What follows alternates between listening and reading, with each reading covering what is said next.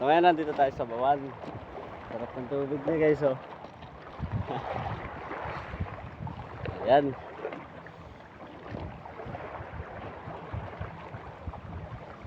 Sarap.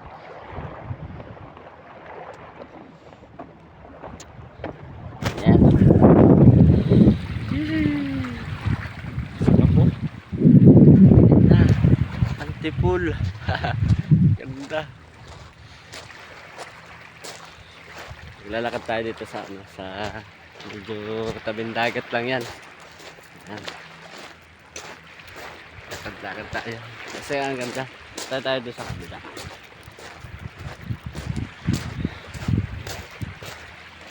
Sarap.